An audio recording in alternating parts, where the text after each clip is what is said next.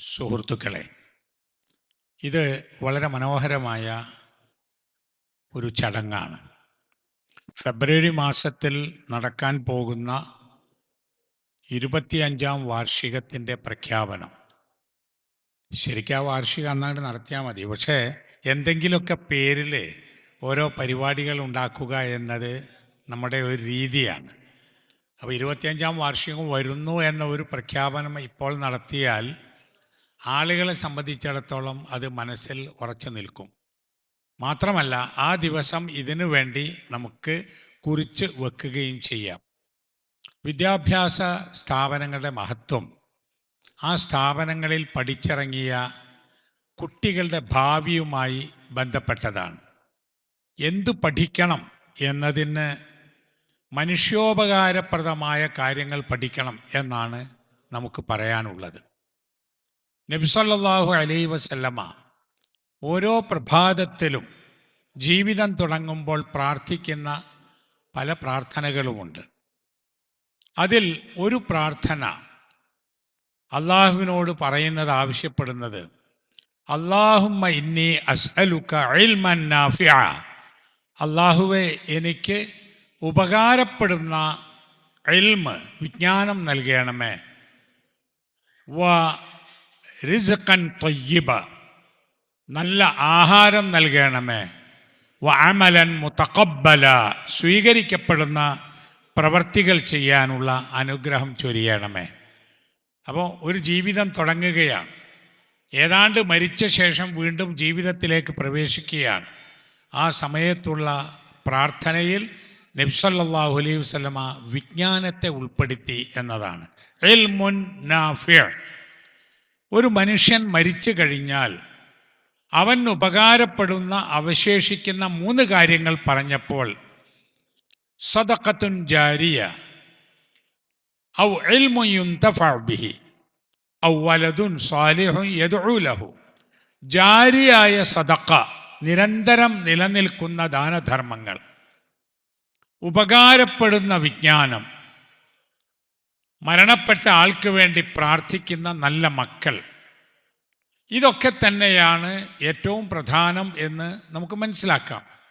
അതിലും പറഞ്ഞിട്ടുള്ളത് ഒരു കാര്യം, ഉപകാരപ്പെടുന്ന വിജ്ഞാനം എന്നാണ്. ആളുകൾക്ക് വിദ്യാഭ്യാസം നൽകുന്ന സ്ഥാപനങ്ങൾ ധാരാളമുണ്ട്. ഈ സ്ഥാപനങ്ങളൊക്കെ തന്നെ ഏറ്റവും പുതിയ കണ്ടുപിടുത്തങ്ങളും ശാസ്ത്രവും വിജ്ഞാന മേഖലകളും ഉപയോഗിച്ചുകൊണ്ടാണ് മുന്നോട്ട് പോകുന്നത്.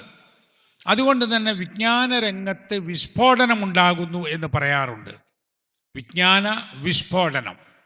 നമ്മൾ ഒരു ഉദാഹരണം പറഞ്ഞാൽ, കഴിഞ്ഞ ഒരു 100 കൊല്ലം കൊണ്ട് നടന്നിട്ടുള്ള ഗവേഷണങ്ങളും വിദ്യാഭ്യാസ രംഗത്തെ പരിഷ്കരണങ്ങളും എല്ലാം എടുത്തു നോക്കിയാൽ ഒരു പക്ഷേ അതിനേക്കാൾ അധികമായിരിക്കും അടുത്ത 1 കൊല്ലം കൊണ്ട് ഉണ്ടാകാൻ പോകുന്നത്. എന്താണ് അതിൻ്റെ കാരണം? മനുഷ്യന് വിജ്ഞാനം രേഖപ്പെടുത്തി വെക്കാൻ സാധിക്കുന്നു എന്നതാണ്. മറ്റ് ജീവികളുടെ അറിവ് നൈസർഗികമായ അറിവാണ്. ഭക്ഷണം കഴിക്കുന്നതും വിശ്രമിക്കുന്നതും ഉറങ്ങുന്നതും ഉൽപാദനം നടത്തുന്നതും ഒക്കെ ഒരു നൈസർഗികമായ അറിവിലൂടെയാണ്. മനുഷ്യനെ സംബന്ധിച്ചിടത്തോളം അവൻ്റെ പഠനവും അവൻ്റെ പ്രായോഗികമായ അനുഭവങ്ങളും അവൻ്റെ ബുദ്ധിയും ചിന്തയും ഉപയോഗിച്ചുകൊണ്ടാണ് അവൻ ജീവിക്കുന്നത്. അതുകൊണ്ട് തന്നെ ഇതുവരെയുള്ള വിജ്ഞാനങ്ങൾ രേഖപ്പെടുത്തി വെച്ചിടത്ത് നിന്നാണ് ഇനി അങ്ങോട്ടുള്ള വിജ്ഞാനം ഉണ്ടാവുന്നത്. അതുകൊണ്ടാണല്ലോ ഞാൻ പണ്ടത്തെ ഡിഗ്രിക്കാരനാണ് എന്ന് പറയുന്ന നമ്മളൊക്കെ ഇപ്പോഴും നമ്മുടെ 10ാം ക്ലാസ്സിൽ പഠിക്കുന്ന കുട്ടികൾക്ക് പാഠപുസ്തകം വായിച്ചു കൊടുക്കാൻ കഴിയില്ല. എന്താ? പഴയ ഡിഗ്രിക്കാരൻ എന്ന് പറഞ്ഞ ആൾക്ക് ഇന്നത്തെ 10ാം ക്ലാസ്സിലോ 8ാം ക്ലാസ്സിലോ പഠിക്കുന്ന കുട്ടികൾ പഠിക്കുന്ന പല വിജ്ഞാനങ്ങളും അറിയില്ല. അപ്പോൾ വിജ്ഞാനം അതിശീഘ്രം വളരുകയാണ്. മനുഷ്യൻ്റെ ജീവിതത്തിലെ ആവശ്യങ്ങൾക്കനുസരിച്ച് വിജ്ഞാനം വളരുന്നു. ഇവ നോക്കൂ, നമ്മുടെ ജീവിതത്തിലെല്ലാം മാറിയല്ലോ. നമ്മുടെ ജീവിതത്തിൽ നമ്മുടെ ഭവന നിർമ്മാണം അത് മാറി, വസ്ത്രം അത് മാറി, ഭക്ഷണം മാറി, ജീവിതത്തിൻ്റെ എല്ലാം മാറിക്കൊണ്ടിരിക്കുമ്പോഴേ വിജ്ഞാനം മാത്രം മാറാതിരുന്നാൽ നമ്മൾ വളരെ പിന്നിലായി പോകും. അപ്പോൾ ഭൗതിക വിജ്ഞാന രംഗത്ത് പണിയെടുക്കാനും പ്രവർത്തിക്കുവാനും ഒക്കെയുള്ള ഒരു ശ്രമം ലോകാടിസ്ഥാനത്തിലുണ്ട്. അവരെല്ലാത്തിനെക്കുറിച്ചും ചർച്ച ചെയ്യുന്നുണ്ട്. ഇപ്പോൾ കാലാവസ്ഥാ വ്യതിയാനത്തെക്കുറിച്ചൊക്കെ ആഗോള സമ്മേളനങ്ങൾ ചേരുന്നുണ്ട്. എന്നിട്ട് അടുത്ത നൂറ്റാണ്ടിലേക്ക് പ്ലാൻ ചെയ്യുന്നുണ്ട്. ലോകത്തെ വിഷബാധയെക്കുറിച്ച് ചർച്ച ചെയ്യുന്നുണ്ട്. അതുപോലെ തന്നെ എവിടെയെങ്കിലും ഒരു രോഗം കണ്ടുപിടിക്കപ്പെട്ടാൽ ആ രോഗം വ്യാപിക്കുമോ ഇല്ലയോ, അതിൻ്റെ വ്യാപനം എത്രയുണ്ടാകും, എന്ത് ചെയ്യണമെന്ന് എത്രയോ വർഷങ്ങൾക്ക് ശേഷമുള്ള കാര്യങ്ങൾ മനുഷ്യൻ ഇപ്പോൾ ആലോചിച്ച് തീരുമാനമെടുക്കുന്നുണ്ട്. എന്തിനാണ് ഇങ്ങനെ സർക്കാരും മറ്റ് വിദ്യാഭ്യാസ ഏജൻസികളുമൊക്കെ ആ രംഗത്ത് പണിയെടുക്കുമ്പോൾ ഇതുപോലുള്ള ഇസ്ലാമിക സ്ഥാപനങ്ങൾ, ഗൈഡൻസ് പോലുള്ള സ്ഥാപനങ്ങൾ, അൽഹുദ പോലുള്ള സ്ഥാപനങ്ങൾ ഇതൊക്കെ ചെയ്യുന്നത് എന്ന ഒരു ചോദ്യം വളരെ പ്രസക്തമാണ്. സ്കൂളിൽ പോകാൻ നാടുനീളെ സ്കൂളുകളുണ്ട്, കോളേജിൽ പഠിക്കാൻ എല്ലായിടത്തും കോളേജുണ്ട്, എല്ലാമുണ്ട്. പിന്നെ എന്തിന്? അവിടെയാണ് വിജ്ഞാനത്തിൻ്റെ രണ്ട് വശങ്ങളെക്കുറിച്ച് നാം മനസ്സിലാക്കണമെന്ന് ഞാൻ പറയുന്നത്. മനുഷ്യന് ഭൗതികമായ വിജ്ഞാനങ്ങൾ നൽകാൻ ശാസ്ത്രബോധമുണ്ട്, സാങ്കേതിക വിഭാഗവുമുണ്ട്. പക്ഷേ ആ ശാസ്ത്ര സാങ്കേതിക വിഭാഗങ്ങൾക്ക് നൽകാൻ കഴിയാത്ത ഒന്നാണ് സംസ്കാരം എന്ന് പറയുന്നത്. അതാണ് ധാർമ്മികത, അതാണ് മൂല്യങ്ങൾ. ഇപ്പം മൂല്യങ്ങളും ധാർമ്മികതയും സംസ്കാരവും നൽകാൻ സയൻസിന് കഴിയില്ല. സയൻസിൻ്റെ പ്രവൃത്തി മേഖലയുടെ ഉള്ളിലല്ല അത്. ഇപ്പോൾ ഒരു പാവപ്പെട്ട മനുഷ്യന് ഭക്ഷണം നൽകണം എന്ന് പഠിപ്പിക്കാൻ സയൻസിന് കഴിയില്ല.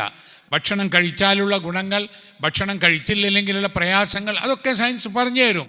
ഏത് ഭക്ഷണമാണ് നല്ലത്, ഏത് ഭക്ഷണമാണ് ശരീരത്തിന് മോശം, അതൊക്കെ സയൻസ് പറഞ്ഞു തരും.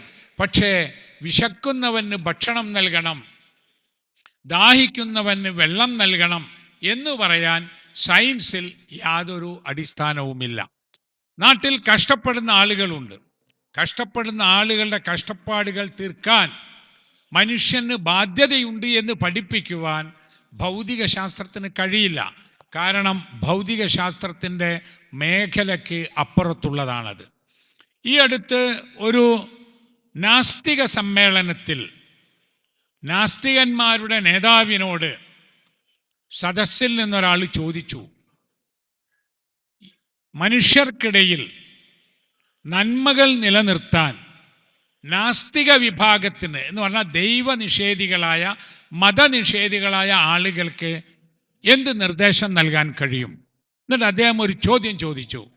ഒരാൾ അയാളുടെ മാതാവിനെയോ അയാളുടെ സഹോദരിയെയോ അല്ലെങ്കിൽ ഒരു സ്ത്രീ അവരുടെ പിതാവിനെയോ അവരുടെ സഹോദരനെയോ ലൈംഗികമായി ഉപയോഗപ്പെടുത്തുന്നത് സ്വതന്ത്ര ചിന്തയനുസരിച്ച് അംഗീകരിക്കാൻ പറ്റുമോ? നമുക്ക് മതവിശ്വാസികൾക്ക് പറ്റില്ല, ധർമ്മശാസ്ത്രങ്ങളിൽ അത് പാടില്ലാത്തതാണ്. അപ്പം ഇദ്ദേഹത്തോടുള്ള ചോദ്യം, ഈ ഒരു പ്രവൃത്തി നാസ്തികൻ എന്ന നിലക്ക്, ഭൗതികവാദി എന്ന നിലക്ക്, സ്വതന്ത്ര ചിന്തകൻ എന്ന നിലക്ക് ഇതിനെക്കുറിച്ച് നിങ്ങൾ എന്ത് പറയുന്നു? അപ്പം എന്തെങ്കിലും ഒരു ന്യായം പറഞ്ഞ് അത് മോശമാണ്, അത് തിന്മയാണ് എന്ന് പറയുന്ന വിചാരിച്ചത്. പക്ഷെ അദ്ദേഹം പറഞ്ഞു, അതിനെന്താ, ഒരാളുടെ താല്പര്യം അങ്ങനെയാണെങ്കിൽ മറ്റൊരാൾക്ക് നേരെ ഒരു കയ്യേറ്റവും ഇല്ലെങ്കിൽ അത് അയാളുടെ സ്വാതന്ത്ര്യമാണ് എന്ന് പറഞ്ഞാൽ ഈ ലോകത്ത് ധർമ്മവും മൂല്യവും നന്മയും സംസ്കാരവും നിലനിർത്തി കൊണ്ടുപോകുന്നതിന് ഈ നാസ്തിക വിഭാഗത്തിനോ ദൈവനിഷേധികൾക്കോ മതനിഷേധികൾക്കോ യുക്തിവാദികൾക്കോ ഒന്നും ചെയ്യാൻ കഴിയില്ല. അതങ്ങനെ ആവട്ടെ, അവൻ സ്വതന്ത്രനാണല്ലോ എന്നതാണ്. അങ്ങനെയാണെങ്കിൽ നാം നോക്കൂ, ഈ ലോകത്തിൻ്റെ ഘടനയുണ്ടല്ലോ അത് തന്നെ തകർന്നു പോകും. ഇപ്പം നമ്മൾ പറയും അന്യൻ്റെ വസ്തുക്കൾ മോഷ്ടിക്കരുത്, കട്ടെടുത്ത ആഹാരം കഴിക്കരുത്, പാവങ്ങളെ ഉപദ്രവിക്കരുത്. ഇതിനൊക്കെ എന്താണ് ന്യായം? ഒരു ന്യായം വേണ്ടേ? മദ്യപിക്കരുത്, വ്യഭിചരിക്കരുത്, അങ്ങനെ കുറേ. ഇതിന് നമുക്ക് ന്യായമുണ്ട്, കാരണം ഇതെല്ലാം നിഷിദ്ധമാണ്, മതപരമായി തിന്മയാണ്, ദൈവം നിരോധിച്ചതാണ്. അതുകൊണ്ട് ഇത്തരം തിന്മകൾ ഉപേക്ഷിക്കണം. അതുകൊണ്ട് ഭൗതികമായും അത് ഉപേക്ഷിക്കുന്നവന് നന്മയുണ്ടാകും. മുസ്ലിമിന് മാത്രമല്ല, നമ്മുടെ നാട്ടിൽ ഒരാൾ മദ്യപാനിയായാൽ അതിൻ്റെ വിഷമവും തിന്മയും നാശവും അയാളുടെ വീട്ടുകാർക്കും കുടുംബത്തിനും അയൽവാസികൾക്കും എല്ലാവർക്കും അനുഭവിക്കേണ്ടി വരും.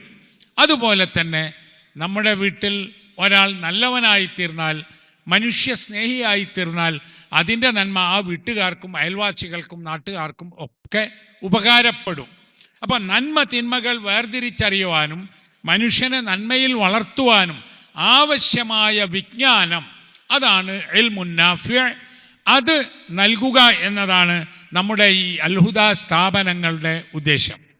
അൽഹുദ എന്നതിൻ്റെ തർജ്ജമയാണ് ഇംഗ്ലീഷിൽ ഗൈഡൻസ് എന്ന് പറയുന്നത്. മാർഗദർശനം, സന്മാർഗദർശനം എന്ന് മലയാളത്തിൽ പറയാം. അപ്പോൾ നല്ല വഴിക്ക് ആളുകളെ നടത്തിക്കൊണ്ടുപോവാൻ, ഗൈഡൻസ് നൽകാൻ, ഹിദായത്ത് നൽകാനുള്ള ഒരു സ്ഥാപനം.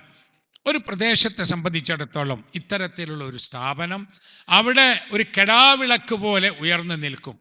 കെടാവിളക്കിൻ്റെ പ്രത്യേകത, അത് ദൂരെ നിന്ന് കാണാം, ദൂരെയുള്ള ആളുകൾക്ക് പ്രകാശം നൽകുകയും ചെയ്യും. പണ്ട് കാലത്ത് ദിക്കുകൾ മനസ്സിലാക്കാൻ പല സ്ഥലങ്ങളിലും അങ്ങനത്തെ വിളക്കുകൾ കത്തിച്ചു വെക്കുമായിരുന്നു. കപ്പലുകൾക്ക് ദിശ മനസ്സിലാകാൻ വേണ്ടി ദീപസ്തംഭങ്ങൾ, ലൈറ്റ് ഹൗസുകൾ സ്ഥാപിച്ചിരുന്നു. അതാണ് കെടാവിളക്കിൻ്റെ പ്രത്യേകത. നബി സല്ലല്ലാഹു അലൈഹി വസല്ലമയെ കുറിച്ച് ഖുർആൻ അങ്ങനെ പറഞ്ഞിട്ടുണ്ട്, വദാഇയൻ ഇലല്ലാഹി ബിഇദ്നിഹി വസിറാജൻ മുനീറ. അള്ളാഹുവിൻ്റെ അനുമതിയാൽ ആളുകളെ അള്ളാഹുവിലേക്ക് ക്ഷണിക്കുകയും അങ്ങനെ ക്ഷണിക്കുന്ന ഒരാളായും പ്രകാശിക്കുന്ന ദീപമായും അള്ളാഹു റസൂലിനെ അയച്ചിരിക്കുന്നു എന്നാണ്. പ്രകാശിക്കുന്ന ദീപം, ദീപത്തിൻ്റെ പ്രത്യേകത, വിളക്കിൻ്റെ പ്രത്യേകത, അന്ധകാരം ഇല്ലാതെയാക്കാൻ അന്ധകാര നിബിഡമായ സ്ഥലത്തേക്ക് ഒരു പ്രകാശം കൊണ്ടു ചെന്നാൽ മതി. ഒരു വിളക്ക് കൊണ്ടുപോയാൽ, ഒരു ദീപം കത്തിച്ചു വെച്ചാൽ അതോടുകൂടി പ്രകാശം അന്ധകാരം ഇല്ലാതെയാവും. കേരളത്തിൽ നോക്കൂ, വല്ലാത്ത ഒരു അന്ധകാരം നിലനിന്ന കാലത്താണ് ഇസ്ലാഹി പ്രസ്ഥാനം സംഘടിതമായി പ്രവർത്തിച്ചു വന്നത്. അന്ധകാരങ്ങൾ, ളുലുമാത്ത്, അന്ധകാരങ്ങൾ, അതൊരു ബഹുവചനമാണ്. ളുൽമത്ത് എന്നതിൻ്റെ ബഹുവചനമാണ് ളുലുമാത്ത് എന്ന് പറയുന്നത്. ഒരുപാട് അന്ധകാരങ്ങളുണ്ട്. അസത്യങ്ങൾ, അധർമ്മങ്ങൾ, അക്രമങ്ങൾ, ഷിർക്ക്, ബിദ്അത്ത് തുടങ്ങി അന്ധകാരങ്ങൾ മൂടി നിൽക്കുന്നൊരു സമയത്ത് അവിടെയൊക്കെ പ്രകാശം എത്തിച്ചു കൊടുത്തു. ആ പ്രകാശം വിജ്ഞാനത്തിലൂടെയാണ്. അതൊരു സ്ഥാപനവുമായി കേന്ദ്രീകരിച്ചു കൊണ്ടാണ്. നിങ്ങൾ നോക്കൂ, പ്രകാശം ലഭിച്ച പ്രദേശങ്ങൾ നമ്മുടെ ഈ ജില്ലയിൽ അരീക്കോട് പ്രദേശം, അത് മർഹൂം NV അബ്ദുസ്സലാം മൗലയുടെ നേതൃത്വത്തിലുണ്ടായ ജംഇയ്യത്തുൽ മുജാഹിദിൻ്റെയും സുല്ലമുസ്സലാമിൻ്റെയും പ്രകാശമാണ്. ആ നാട്ടിലും പരിസര പ്രദേശങ്ങളിലും ഒക്കെ വെളിച്ചം എത്തിച്ചിട്ടുള്ളത്. പുളിക്കൽ മദീനത്തുൽ ഉലൂം, ഫറൂഖ് റൗദത്തുൽ ഉലൂം, അതുപോലെ വളവന്നൂർ അൻസാറുല്ലാ സംഘം, Ansar Arabic college, Kuniyil Anwar college, അതുപോലെ മോങ്ങം അൻവാറുൽ ഇസ്ലാം വനിതാ കോളേജ്, അങ്ങനെ ഒരുപാട് കോളേജുകൾ. ആ കോളേജുകളൊക്കെ പ്രകാശഗോപുരങ്ങളായിരുന്നു. അതുകൊണ്ട് തന്നെ തിരൂരങ്ങാടി സ്ഥാപനങ്ങൾ, അതുകൊണ്ട് തന്നെ ആ പ്രദേശങ്ങളിലൊക്കെ തന്നെ പ്രകാശമെത്തി. ആ പ്രകാശം കൂടുതൽ പ്രകാശിപ്പിക്കുവാൻ വേണ്ടിയാണ് നമ്മൾ ഇതുപോലുള്ള സ്ഥാപനങ്ങൾ നടത്തി ജനങ്ങളെ അറിയിക്കുന്നത്. ഖുർആൻ തന്നെ വന്നിട്ടുള്ളത് മനുഷ്യരെ അന്ധകാരങ്ങളിൽ നിന്ന് പ്രകാശത്തിലേക്ക് കൊണ്ടുവരാനാണെന്ന്. അങ്ങനെയാണ് എന്ന് ഖുർആനിൻ്റെ അനുയായികൾക്ക് അറിയാതെ പോവുകയും ചെയ്തു. കിതാബുൻ അൻസൽനാഹു ഇലൈക ലിതുഖ്രിജന്നാസ മിനദ്ദുലുമാതി ഇലന്നൂർ. വളരെ കൃത്യമായി അള്ളാഹു പറഞ്ഞതാണ്. കിതാബുൻ, ഈ കിതാബ് ഖുർആൻ, അൻസൽനാഹു ഇലൈക, താങ്കളിലേക്ക് നാം ഇറക്കിത്തന്ന ഈ ഗ്രന്ഥം എന്തിനാണിത്? ലിതുഖ്രിജന്നാസ, ജനങ്ങളെ കൊണ്ടുവരാൻ, മിനദ്ദുലുമാതി ഇലന്നൂർ, അന്ധകാരങ്ങളിൽ നിന്ന് പ്രകാശത്തിലേക്ക്, അന്ധകാരങ്ങളിൽ നിന്ന് പ്രകാശത്തിലേക്ക് ആളുകളെ കൊണ്ടുവരാൻ നൽകപ്പെട്ട ഗ്രന്ഥമാണ് ഈ ഖുർആൻ എന്ന്. അത്ഭുതകരമെന്ന് പറയട്ടെ, ഈ ഖുർആനിന് തന്നെയും പ്രകാശം എന്നൊരു പേര് ഖുർആനിലുണ്ട്. വഅൻസൽനാ ഇലൈക്കും നൂറൻ മുബീന ലഖദ് ജാഅക്കും ബുർഹാനും മിർ റബ്ബിക്കും വഅൻസൽനാ ഇലൈക്കും നൂറൻ മുബീന. നിങ്ങളുടെ രക്ഷിതാവിൽ നിന്നുള്ള ബുർഹാൻ, തെളിവുകൾ, ദൃഷ്ടാന്തങ്ങൾ, ലക്ഷ്യങ്ങൾ നിങ്ങളിലേക്ക് ഇറക്കി തന്നിരിക്കുന്നു. അത് വന്നിരിക്കുന്നു നിങ്ങൾക്ക്. എന്നിട്ട് പറഞ്ഞു വഅൻസൽനാ ഇലൈക്കും നൂറൻ മുബീന, താങ്കളിലേക്ക് പ്രകാശമുള്ള വ്യക്തമായ പ്രകാശത്തെയും ഇറക്കി തന്നിരിക്കുന്നു. ആ നൂറ് ഈ ഖുർആൻ ആണ് എന്നറിയണം. ഈ ഖുർആനിൻ്റെ പ്രകാശം നമ്മുടെ ജീവിതത്തിൽ എല്ലാ രംഗങ്ങളിലും ഉണ്ടാകണം, എല്ലാവർക്കും ഉണ്ടാകണം. നമ്മുടെ ഈ പ്രവർത്തനങ്ങളൊക്കെ ഉണ്ടായി വരുന്നതിൻ്റെ മുമ്പ് ഖുർആൻ, ഹദീസ്, അറബി ഭാഷ, ഇസ്ലാമിക വിജ്ഞാനം എന്നത് കൊണ്ട് നടക്കുന്ന കുറച്ച് ഉലമാക്കൾ ഉണ്ടായിരുന്നു, മുസ്ലിംമാരും മൗലവിമാരും. നാട്ടുകാർക്ക് അതൊന്നും അറിയില്ല. അവർ നിസ്കരിക്കുന്നുണ്ടാവും, കുറേ ആളുകളൊക്കെ റമദാനിൽ കുറച്ച് ആളൊക്കെ നോമ്പെടുക്കുന്നുണ്ടാവും. അന്ന് വിചാരം എന്താണെന്നറിയോ? ഈ ഖുർആനും ഇസ്ലാമിക വിജ്ഞാനങ്ങളുമൊക്കെ ഇവർ പഠിച്ചാൽ മതി എന്നാണ്. നമ്മൾ നാടന്മാർ.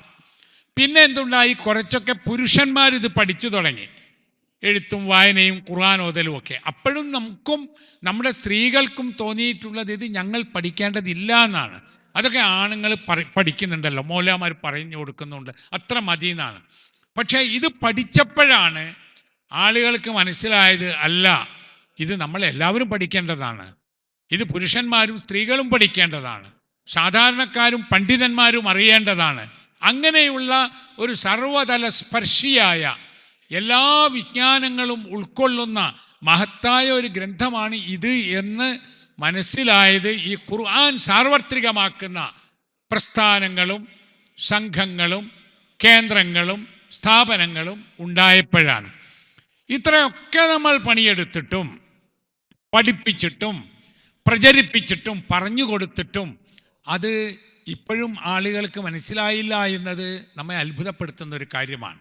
ഈ അടുത്ത് കേരളത്തിൽ അറിയപ്പെടുന്ന ബുദ്ധിജീവിയും ഇടതുപക്ഷ ചിന്തകനും ലേഖകനും പ്രഭാഷകനൊക്കെയായ മൈത്രേയൻ ഒരു പ്രസ്താവന നടത്തി. പ്രസ്താവനയല്ല, മൈത്രേയൻ കുറച്ച് യുവാക്കളോട് സംസാരിക്കുമ്പോൾ ഖുർആനെ കുറിച്ച് ചോദിച്ചപ്പോൾ അയാൾ പറയുകയാണ്, എന്ത് ഖുർആൻ?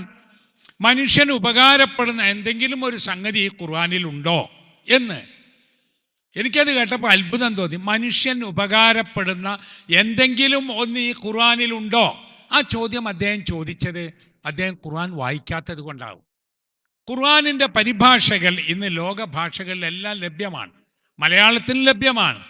അതിൽ ഈ പ്രസ്താവന വന്നപ്പോൾ എൻ്റെ ഒരു സുഹൃത്ത് മൈത്രേയൻ അറിയാൻ വേണ്ടി 100 കാര്യങ്ങൾ ആയത്തും സൂറത്തും നമ്പർ വെച്ച് എഴുതി. ഇതാ, നിങ്ങൾ എന്തെങ്കിലും ഒന്നുണ്ടോയെന്നല്ല ചോദിക്കുന്നത്. മനുഷ്യർ പരസ്പരം സ്നേഹിക്കണം, മാതാപിതാക്കളെ സ്നേഹിക്കണം, ബഹുമാനിക്കണം, പാവങ്ങൾക്ക് ഭക്ഷണം കൊടുക്കണം, അങ്ങനെയുള്ള അക്രമം ചെയ്യരുത്, അനീതിക്ക് കൂട്ടുനിൽക്കരുത്, സത്യസാക്ഷ്യം വഹിക്കണം, സാമ്പത്തിക രംഗത്ത് സൂക്ഷ്മത പുലർത്തണം, അളത്തത്തിലും തൂക്കത്തിലും കൃത്യത പാലിക്കണം.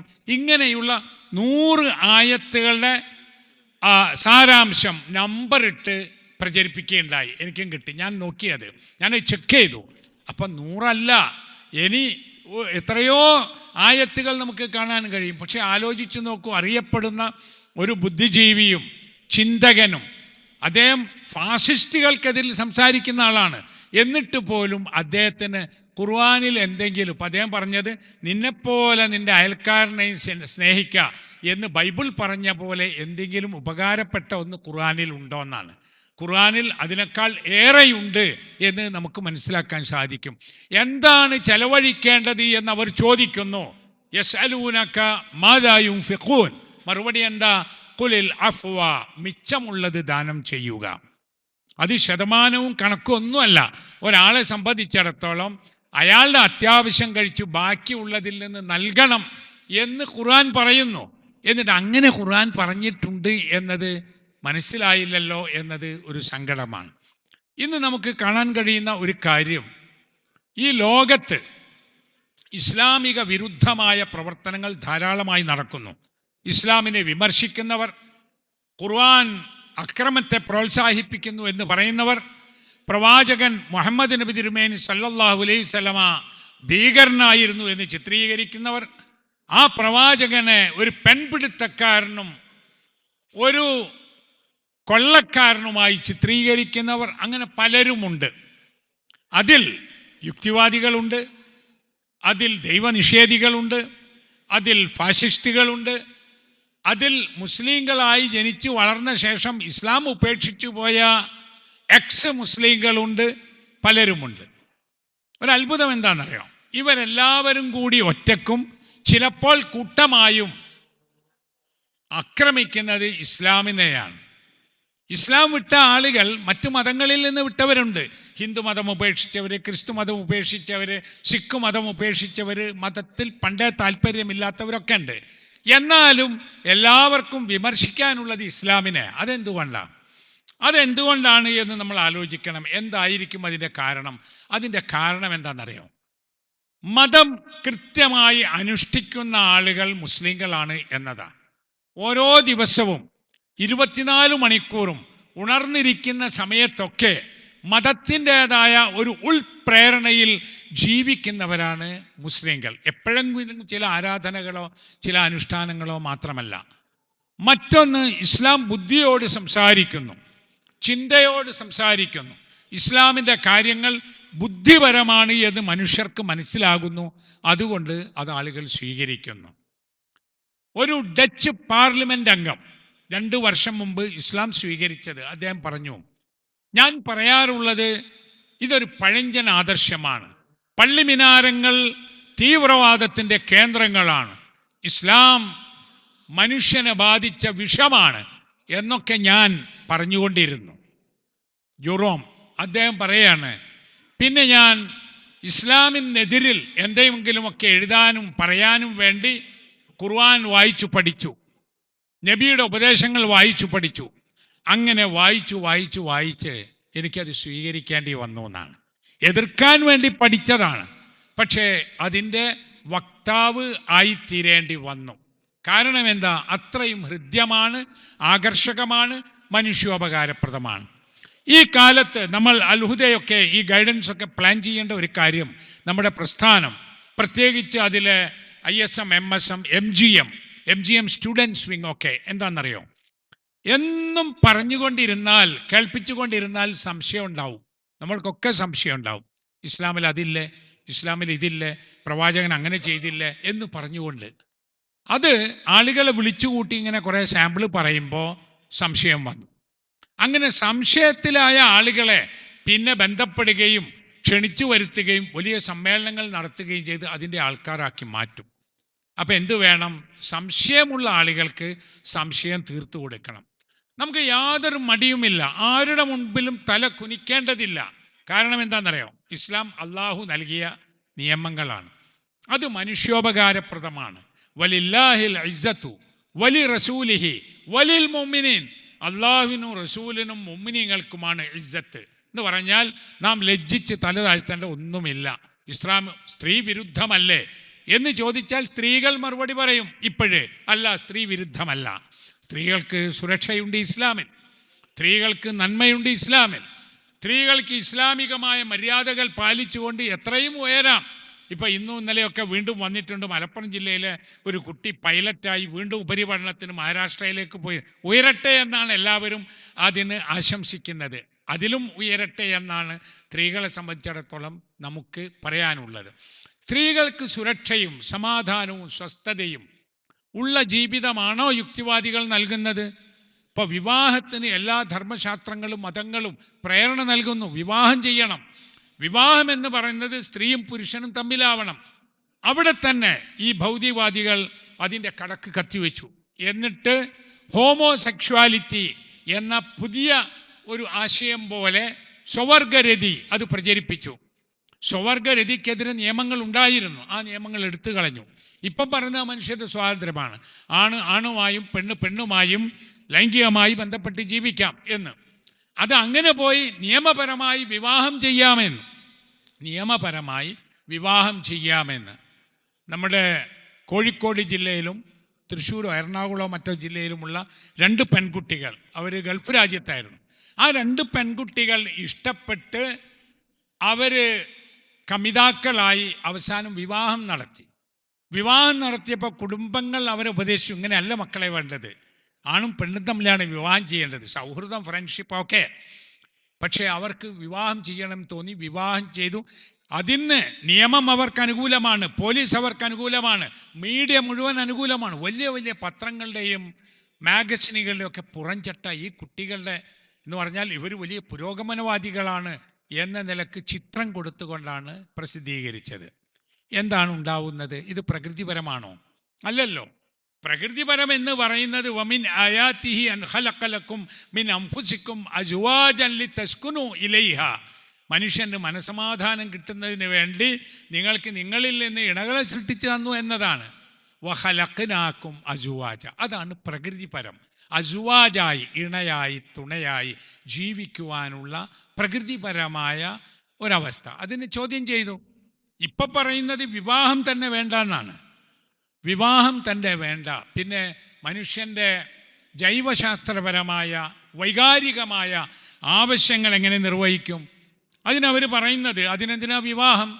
ഒരു പുരുഷനും ഒരു സ്ത്രീയും ഇത്ര ദിവസം ഇത്ര കാലം നമുക്കൊന്നിച്ച് ജീവിക്കാമെന്ന് തീരുമാനിച്ച് അങ്ങനെ ജീവിക്കാമല്ലോ, ലൈംഗിക ബന്ധവും ആവാമല്ലോ. കുട്ടികൾ വേണമോ, വേണമെങ്കിൽ ഒരുപാട് കുട്ടികളുടെ കൂട്ടത്തിൽ നമ്മുടെ കുട്ടിയും ആയിക്കോട്ടെ എന്ന് വെക്കാം, അതല്ലേ വേണ്ടാന്ന് വെക്കാം. ഇങ്ങനെ തികഞ്ഞ അരാജകത്വത്തിലേക്ക് നയിക്കുന്നു. ഇതിൽ ബലിയാടുകളാകുന്നത് അധികവും സ്ത്രീകളായിരിക്കുകയും ചെയ്യും. അപ്പോൾ സ്ത്രീ സുരക്ഷ ഇസ്ലാമിലുണ്ട് എന്ന് മനസ്സിലാക്കിയത് കൊണ്ടാണ് ലോകത്ത് ഏറ്റവും കൂടുതൽ ആളുകൾ പുതുതായി സ്വീകരിക്കുന്ന ജീവിത ദർശനം ഇസ്ലാമാണ്. അതിൽ ഏറ്റവും കൂടുതൽ സ്ത്രീകളാണ്. സ്ത്രീകളിൽ ഏറ്റവും കൂടുതൽ ഇസ്ലാമിലേക്ക് കടന്നു വരുന്നത് യുവതികളാണ്, വിദ്യാഭ്യാസമുള്ളവരാണ്. അതും എവിടെ? യൂറോപ്പ്, അമേരിക്ക, ഓസ്ട്രേലിയ തുടങ്ങിയ ഭൗതിക വിദ്യാഭ്യാസം നേടിയിട്ടുള്ള സ്ഥലങ്ങളിൽ. ഇതുകൊണ്ടാണ് എല്ലാവരും ഇസ്ലാമിനെ വിമർശിക്കുവാൻ വേണ്ടി വരുന്നത്. അല്ലാതെ ഇസ്ലാമിൽ വിമർശിക്കാൻ എന്തെങ്കിലും ഉണ്ടായിട്ടില്ല. ഏത് കാര്യം എടുത്തു നോക്കിയാലും വിമർശനങ്ങൾക്ക് മറുപടി പറയാനുള്ള കഴിവും അതിൻ്റെ ന്യായവും ഇസ്ലാമിനുണ്ട് എന്ന് നമ്മൾ അറിയണം. പഴഞ്ചനല്ല അത് പഴയതാണ്, ഏറ്റവും പുതിയതാണ്. നമ്മൾ ഈ അറബി ഭാഷയെക്കുറിച്ചൊക്കെ പറയും അറബി ഭാഷ ഒരു ക്ലാസിക്കൽ ലാംഗ്വേജാണ്, അതായത് പഴയ ഭാഷയാണ്. എന്നാൽ അതൊരു പോസ്റ്റ് മോഡേൺ ലാംഗ്വേജാണ്. ആധുനികവും ഉത്തരാധുനികവുമായ ഒരു ഭാഷയാണ് അത് എന്ന്. ഇത് അറബിക് കോളേജ് ആയതുകൊണ്ട് അതും നമ്മൾ മനസ്സിലാക്കേണ്ടതാണ്. കഴിഞ്ഞ 18 തീയതി ലോക അറബി ഭാഷാ ദിനമായിരുന്നു. ഡിസംബർ 18 എല്ലാ വർഷവും ഐക്യരാഷ്ട്രസഭ പ്രഖ്യാപിച്ച യുനെസ്കോ ഡിക്ലെയർ ചെയ്തിട്ടുള്ള ഒരു അന്താരാഷ്ട്ര ദിനമാണ്. വേൾഡ് അറബിക് ലാംഗ്വേജ് ഡേ ആണ് ഡിസംബർ 18. എന്താ ഡിസംബർ 18 തിരഞ്ഞെടുക്കാൻ കാരണം? ഒരു ന്യായം ഉണ്ടാകില്ല എന്തെങ്കിലും. അതിൻ്റെ കാരണം 1973 ഡിസംബർ 18 അറബി ഭാഷ UN-ൽ ഐക്യരാഷ്ട്രസഭയിൽ അംഗീകരിക്കപ്പെട്ട ഒരു ഭാഷയായത്. 6 ഭാഷകളുടെ കൂട്ടത്തിൽ ഇംഗ്ലീഷും ഫ്രഞ്ചും അതുപോലുള്ള ലോക ഭാഷകളുടെ കൂട്ടത്തിൽ അറബിയും വരുന്നത്. ഇന്ന് അത് പിന്നെയും മാറ്റം വന്നു. എന്താ മാറ്റം എന്നറിയോ? അറബി ഭാഷയുടെ സാധ്യത വളരെ വളർന്നു. 973 അറബി സംസാരിക്കുന്ന കുറേ രാജ്യങ്ങളുണ്ട്, കുറേ ആളുകളുണ്ട് എന്നതുകൊണ്ടാണ് ഐക്യരാഷ്ട്രസഭ അറബി ഭാഷ അംഗീകരിച്ചത്. ഇന്ന് അവിടുന്ന് പിന്നെയും മുന്നോട്ട് വന്നു എന്ന് പറഞ്ഞാൽ ഇന്ന് അറബി ഭാഷ പഠിച്ചവർക്കുള്ള സാധ്യതകൾ വളരെ വലുതായി.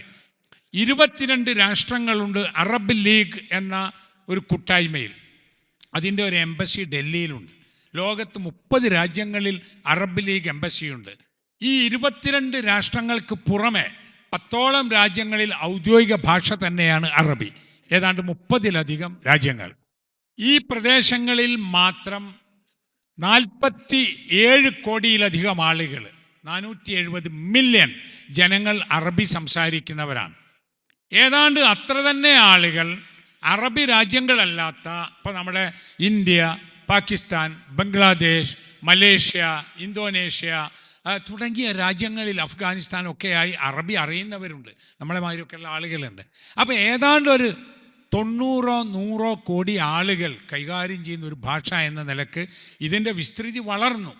ഇപ്പോൾ നമ്മൾ എന്തിനാ അറബി പഠിക്കുന്നതെന്ന് ചോദിച്ചാൽ അടിസ്ഥാനപരമായി നമുക്ക് ഖുർആനും സുന്നത്തും ഇസ്ലാമിക വിജ്ഞാനങ്ങളും പഠിക്കാൻ കഴിയും.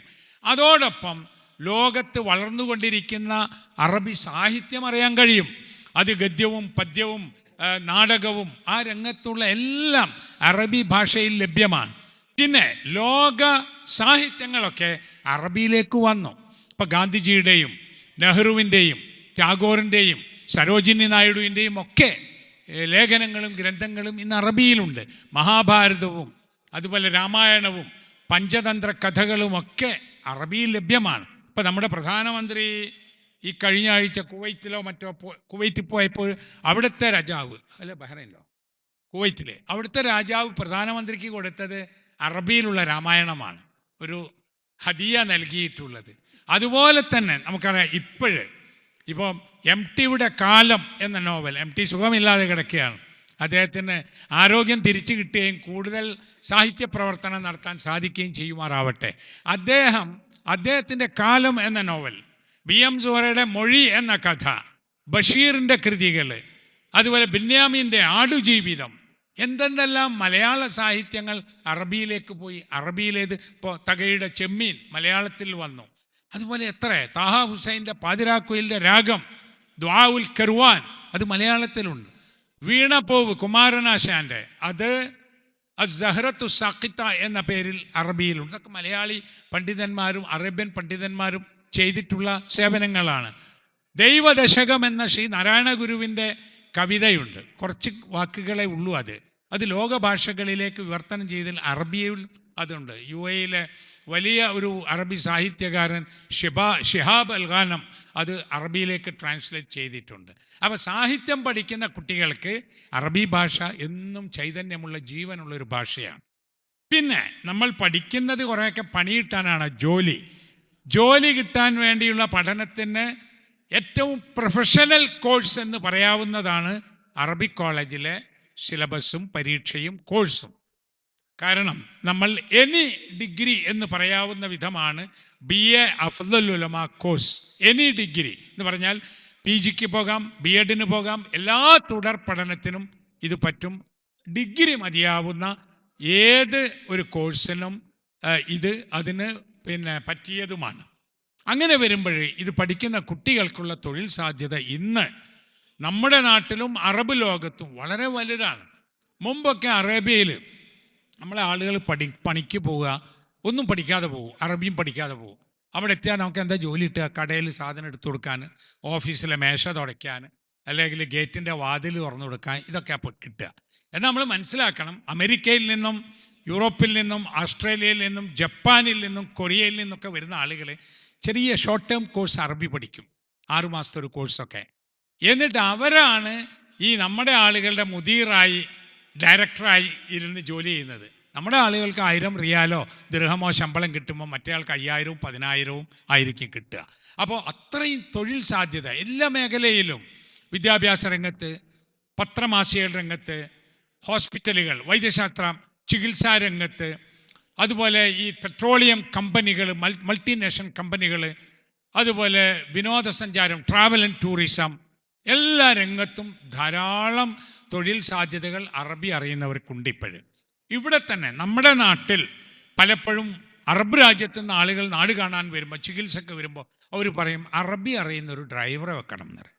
അറബി അറിയുന്ന ഒരു ഡ്രൈവർ ഉണ്ടെങ്കിൽ അയാൾക്ക് ജോലി സാധ്യത വലുതാണ്. അത്തരം ആളുകൾക്ക് സ്കൂളുകളിൽ, കോളേജുകൾ, നമ്മുടെ മദ്രസകൾ, ഇതുപോലുള്ള സ്ഥാപനങ്ങളിലൊക്കെ പഠിച്ചിറങ്ങുമ്പോൾ ജോലി കിട്ടുകയാണ്. അത് കണ്ടറിഞ്ഞിട്ട് നേരത്തെ മുസ്ലിങ്ങൾ മാത്രം പഠിച്ചിരുന്ന അറബി ഭാഷ ഇപ്പോഴ് മുസ്ലിങ്ങളല്ലാത്തവരും പഠിക്കാൻ തുടങ്ങി. തിരുവനന്തപുരത്തെ ഗവൺമെൻറ് ആർട്സ് കോളേജിൽ ഒരു 3 മാസം മുമ്പ് ഒരു പെൺകുട്ടി ലെക്ചറായി ചേർന്നു. ആ കുട്ടി അറബിയിൽ നെറ്റ് പാസ്സായി, MA കഴിഞ്ഞ് നെറ്റ് പാസ്സായി. ആ കുട്ടിയുടെ പേര് ഞാൻ മറന്നു. ആ കുട്ടിയെ ഞാൻ ഫോൺ ചെയ്ത് തിരുവനന്തപുരം അവരെ കോളേജിൽ ചെന്ന് ഞാൻ അഭിനന്ദിച്ചു. ആ കുട്ടി മുസ്ലിം കുട്ടിയല്ല. അതുപോലെ തന്നെ ഇപ്പോൾ അടുത്ത് കേരള യൂണിവേഴ്സിറ്റിയിൽ അറബിക് PG MAക്ക് ഫസ്റ്റ് റാങ്ക് കിട്ടിയ കൊല്ലം MSM കോളേജിലെ ഒരു വിദ്യാർത്ഥിനി ലക്ഷ്മി എന്നാണ് ആ കുട്ടിയുടെ പേര്. നേരത്തെ പറഞ്ഞ കുട്ടിയുടെ ടീച്ചറുടെ പേര് സമുദ്ര എന്നാണ്. ഈ ലക്ഷ്മി എന്ന പെൺകുട്ടി, അവിടെ ഒരുപാട് കുട്ടികൾ, ദർസിലോതിയ മക്കളൊക്കെ ഉള്ളിടത്താണ് അവർ ഫസ്റ്റ് റാങ്ക് കിട്ടുന്നത്. ഇന്നലെ അറബി ഭാഷാ ദിനത്തിൻ്റെ അന്ന് ഇവിടെ മലപ്പുറം ജില്ലയിലെ ഒരു ടീച്ചർ ക്ലാസ് എടുക്കുന്നതൊക്കെ TV-യിലൊക്കെ വന്നിരുന്നു. അവർ തൃശ്ശൂർ ജില്ലയിലെ സൽസബീൽ അറബിക് കോളേജിൽ നിന്ന് അഫ്ദൽ ഉലമ BA അഫ്ദൽ ഉലമ പാസ്സായി ഉടൻ ജോലി കിട്ടി, ജോലിയിൽ പ്രവേശിച്ചിരിക്കുന്നു. എന്ന് പറഞ്ഞാൽ അറബി ഭാഷ വികസിക്കുകയും പ്രചരിക്കുകയും സാർവത്രികമാവുകയും ചെയ്യുമ്പോൾ നമുക്ക് ഈ കോളേജ്, ഈ ഗൈഡൻസ് കോളേജ് നമുക്ക് ഉപയോഗപ്പെടുത്താൻ സാധിക്കും. നമ്മുടെ പാരമ്പര്യമായ കോഴ്സുകൾക്ക് പുറമെ കൊച്ചു കൊച്ചു കോഴ്സുകൾ തുടങ്ങിയാൽ മുതിർന്നവർക്കും അറബ് രാജ്യത്ത് പോകാൻ ആഗ്രഹിക്കുന്നവർക്കും വീട്ടമ്മമാർക്കും ഒക്കെ അറബി ഭാഷയിലൂടെ മുന്നേറാൻ കഴിയും എന്നത് ഉറപ്പാണ്. ഈ രംഗത്ത് വലിയ സേവനം ചെയ്യുന്ന ഈ ഏരിയയിലെ ഒരു സ്ഥാപനം തന്നെയാണിത്. ഇതിൻ്റെ തുടക്കകാലം മുതൽക്ക് ഈ സ്ഥാപനവുമായി എനിക്ക് ബന്ധമുണ്ട്, ഈ സ്ഥാപനം നടത്തുന്ന ആളുകളുമായി ബന്ധമുണ്ട്. ഓരോ വളർച്ചയും അറിഞ്ഞുകൊണ്ടിരിക്കുന്നുണ്ട്. 1300ഓളം കുട്ടികൾ പഠിക്കുന്ന CBSE സിലബസിൽ പഠനം നടത്തുന്ന ഇംഗ്ലീഷ് മീഡിയം സ്കൂളുണ്ട്, അറബിക് കോളേജുണ്ട്, അതുപോലെ തഹ്ഫീദുൽ ഖുർആനുണ്ട്. മറ്റ് പഠന കേന്ദ്രങ്ങളൊക്കെ നമുക്ക് തുടങ്ങാൻ സാധിക്കും. അത് ഈ നാട്ടിൽ കത്തിച്ചു വെച്ച ഒരു വിളക്ക് പോലെ, ഒരു സിറാജൻ മുനീറ എന്ന പോലെ, ലിതുഖ്രിജന്നാസ മിനൽ ദുലുമാത്തി ഇലന്നൂർ എന്ന് പറഞ്ഞ പോലെ എന്നും പ്രശോഭിച്ചു കൊണ്ടിരിക്കണം. അതിന് നമ്മൾ എല്ലാ സഹകരണവും മേലിലും നൽകണം എന്നുകൂടി സൂചിപ്പിച്ചുകൊണ്ട് ഈ 25ാം വാർഷികത്തിൻ്റെ പ്രഖ്യാപന സമ്മേളനം ഉദ്ഘാടനം ചെയ്തതായി അറിയിക്കുന്നു. അള്ളാഹു നമ്മെ എല്ലാവരെയും അനുഗ്രഹിക്കുമാറാവട്ടെ. അസ്സലാമു അലൈക്കും.